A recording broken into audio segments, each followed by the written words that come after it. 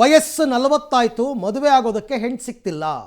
ಇದು ಈ ಮಂಡ್ಯ ಭಾಗದಲ್ಲಿ ಸ್ವಲ್ಪ ದೊಡ್ಡ ಜ್ವಲಂತ ಸಮಸ್ಯೆ. ಪ್ರತಿ ವರ್ಷ ಮಂಡ್ಯ ಭಾಗದಿಂದ ಜನ ಏನು ಮಾಡ್ತಾರೆ, ಮಾದಪ್ಪನಿಗೆ ಮೊರೆ ಹೋಗ್ತಾರೆ. ಪಾದಯಾತ್ರೆ ಮಳವಳ್ಳಿಯಿಂದ, ಮದ್ದೂರಿಂದ ಮತ್ತು ಬೇರೆ ಬೇರೆ ಕಡೆಗಳಿಂದ ಜನ ಪಾದಯಾತ್ರೆಯಲ್ಲಿ ಮಾದೇಶ್ವರನ ಬೆಟ್ಟಕ್ಕೆ ಹೋಗಿ ಹರಕೆಯನ್ನು ತೀರಿಸ್ತಾರೆ, ಬೇಗ ಹೆಣ್ಣು ಕೊಡು ಅಂತ. ಯಾಕೆ ಅಂತಂದರೆ ಈಗ ಎಲ್ಲ ಹೆಣ್ಮಕ್ಳು ಓದ್ಬಿಟ್ಟಿದ್ದಾರೆ, ಅವ್ರ ಎಕ್ಸ್ಪೆಕ್ಟೇಷನ್ನೇ ಬೇರೆ ಇರುತ್ತೆ.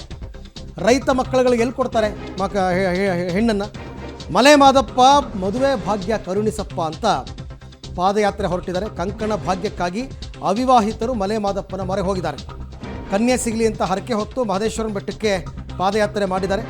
ಮಂಡ್ಯ ತಾಲೂಕಿನ ಅವ್ವೇರಳ್ಳಿ ಗ್ರಾಮದ 40 ಜನ ಈ ರೀತಿ ಪಾದಯಾತ್ರೆಯನ್ನು ಕೈಗೊಂಡಿದ್ದಾರೆ. ಈ ಹಿಂದೆನೂ ಕೂಡ ತುಂಬ ಸರ್ತಿ ಈ ಥರ ಹೋಗಿದ್ದಾರೆ. ಹೋದವರಲ್ಲಿ ಕೆಲವರಿಗೆ ಹೆಣ್ಣು ಸಿಕ್ಕಿ ಮದುವೆ ಆಗಿರೋ ಉದಾಹರಣೆಗಳು ಕೂಡ ಇದೆ.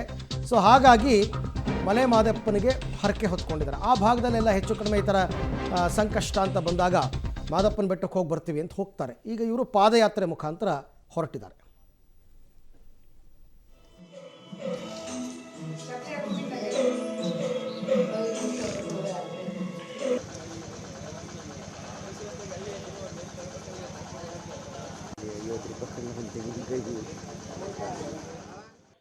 ಪಾದೆ ಶ್ರೀ ಬಸವೇಶ್ವರ ಯುವಕರ ಬಳಗದ ವತಿಯಿಂದ ಶ್ರೀ ಮಲೈ ಮಹದೇಶ್ವರ ಸ್ವಾಮಿಯ ದರ್ಶನ ಪಡೆಯಲಿಕ್ಕೆ ಪ್ರಥಮ ವರ್ಷದ ಒಂದು ಪಾದಯಾತ್ರಾ ಕಾರ್ಯಕ್ರಮವನ್ನು ಇವತ್ತು ಹಮ್ಮಿಕೊಂಡಿದ್ದೀವಿ. ಉದ್ದೇಶ ಇಷ್ಟೇ, ಈ ನಮ್ಮ ಹಳ್ಳಿ ರೈತರ ಮಕ್ಕಳಿಗೆ ಯಾರೂ ಕೂಡ ಹೆಣ್ಣು ಕೊಡ್ತಿಲ್ಲ.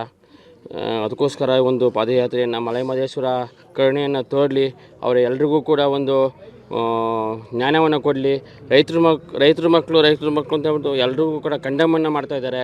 ಎಲ್ಲ ಸಿಟಿ ಲೈಫನ್ನ ಬಯಸ್ತಾ ಇದ್ದಾರೆ ಅನ್ನೋ ಉದ್ದೇಶಕ್ಕೋಸ್ಕರ ಇವತ್ತು ಪಾದಯಾತ್ರೆಯನ್ನು. ಈ ಬಗ್ಗೆ ಮತ್ತಷ್ಟು ಮಾಹಿತಿ ನನ್ನ ಕೊಲೀಗ್ ರೋಹಿತ್ ಅವರಿಂದ ಪಡೆಯೋಣ. ರೋಹಿತ್, ಈ ಥರ ಪಾದಯಾತ್ರೆ ಮಂಡ್ಯ ಭಾಗದಿಂದ ಹೋಗ್ತಾನೇ ಇರ್ತಾರೆ, ಸುಮಾರು ಸರ್ತಿ ಹೋಗಿದ್ದಾರೆ. ಆ ಹೋಗಿ ಬಂದವರಿಗೆ ಆನಂತರ ಏನಾದರೂ ಹೆಣ್ಣು ಸಿಕ್ಕಿ ಮದುವೆ ಆಗಿದೆಯಾ?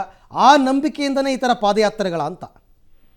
ಖಂಡಿತ ಅರವಿಂದ್, ಸಾಕಷ್ಟು ಜನರಿಗೆ ಮದುವೆ ಆಗಿರೋ ಉದಾಹರಣೆಗಳು ಇರುವಂತದ್ದು. ಆ ನಿಟ್ಟಲ್ಲಿ ಪ್ರತಿ ವರ್ಷವೂ ಕೂಡ ಒಂದಷ್ಟು ಬ್ಯಾಚ್ಗಳ ಮುಖಾಂತರವಾಗಿ ಮಹದೇಶ್ವರನ ಬೆಟ್ಟಕ್ಕೆ ಈ ರೀತಿಯಾದಂತ ಹರಕೆಯನ್ನ ಹೊತ್ಕೊಂಡು ಏನು ಪಾದಯಾತ್ರೆ ಹೋಗುವಂಥದ್ದು. ಅದರಲ್ಲೂ ಕೂಡ ಮಂಡ್ಯ ಜಿಲ್ಲೆಯಲ್ಲಿ ಸಾಕಷ್ಟು ಪ್ರಮಾಣದಂದ್ರೆ ಸಾವಿರಾರು ಸಂಖ್ಯೆಯಲ್ಲಿ ರೈತ ಯುವಕರಿಗೆ ಮದುವೆ ಆಗಿಲ್ಲ ಅನ್ನೋದು ಒಂದ್ ರೀತಿಯಾಗಿ ಯೋಚನೆ ಮಾಡುವಂತ ಸಂಗತಿ ಆಗಿದೆ. ಯಾಕಂದ್ರೆ ರೈತರಿಗೆ ಹೆಣ್ ಕೊಡ್ತಾ ಇಲ್ಲ ಅನ್ನೋದು ಒಂದ್ ರೀತಿಯಾಗಿ ದೊಡ್ಡ ಸಮಸ್ಯೆಯಾಗಿ ಮಂಡ್ಯ ಜಿಲ್ಲೆಯಲ್ಲಿ ಪರಿಗಣಿಸಿರುವಂತದ್ದು. ಯಾಕಂದ್ರೆ ಹೆಣ್ ಕೇಳೋಕೆ ಹೋದಂತ ಸಂದರ್ಭದಲ್ಲೂ ಕೂಡ ಬೆಂಗಳೂರಿನಲ್ಲಿದ್ದಾರಾ ಅಥವಾ ಸರ್ಕಾರಿ ನೌಕರಿ ಇದೆಯಾ, ಸರ್ಕಾರಿ ನೌಕರಿ ಜೊತೆಗೆ ಜಮೀನ್ ಇದೆಯಾ, ಈ ರೀತಿಯಾದಂತ ಪ್ರಶ್ನೆಗಳು ಮಾಡ್ತಾರೆ.